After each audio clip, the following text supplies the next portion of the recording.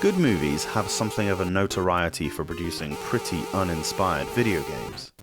It's maybe a little generous to call the second Ghostbusters film good, certainly compared to the first one, but even so, the 8-bit era gave us some rather horrendous Ghostbusters games. Except, that is, in Europe. The Master System title followed the same idea as the god-awful North American NES release, but was definitely a better version of it. The PAL-exclusive NES title New Ghostbusters 2 is, on the other hand, an excellent game that North America really missed out on. This Game Boy game is, thankfully, a rendition of the good one. The storyline follows the second film. The evil tyrant Vigo is trying to resurrect himself, but he needs a human child to do so. His possessed servant, Janus Pohar, played by Peter McNichol, is tasked with kidnapping Sigourney Weaver's baby, Oscar. The Ghostbusters gotta get him back. You first choose 2 of the 4 main Ghostbusters. There's no difference between the characters except for the sprites. They really look like the film characters. Bill Murray's receding hairline and Harold Ramis's spectacles give a glorious charm to the overall look of the game. The aim is to progress through the various stages by capturing a specific number of ghosts within the time limit. The first character that you choose is the one that you control, and primarily you're using the proton beam. Press A to fire the beam at a ghost, which paralyzes it. The second character is the AI that accompanies you, and he carries the trap box. You need to paralyze the ghosts and then hold B to try to get the AI partner to vacuum them. The AI isn't always great. They'll follow you around as best they can, but will often get stuck or lost, so try not to leave them behind.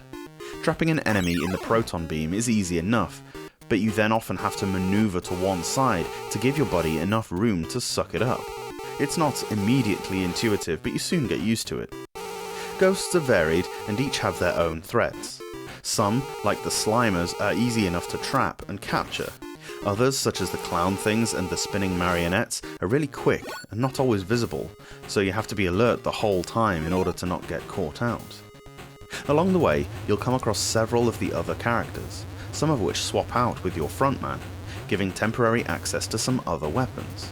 These can allow you to fire a flamethrower style thing or use the vacuum trap without having to trap ghosts. Some other characters give you lives or temporary shields.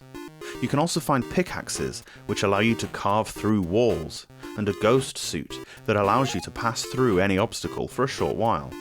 You faithfully follow the storyline of the film, including a cutscene of the famous bit where the team use an NES Advantage to pilot the Statue of Liberty over 3 levels of multiple floors, through the courthouse, sewer, and museum scenes. After a handful of floors, you'll fight bosses, including the Scoleri brothers, the Ghost Train, Janus, and finally Vigo himself. The game looks absolutely delightful and is accompanied by a great soundtrack. Some may find the noise of the proton beam a smidge annoying, and they'd be justified in that feeling, but I don't mind it too much. I have to commend the originality of this one.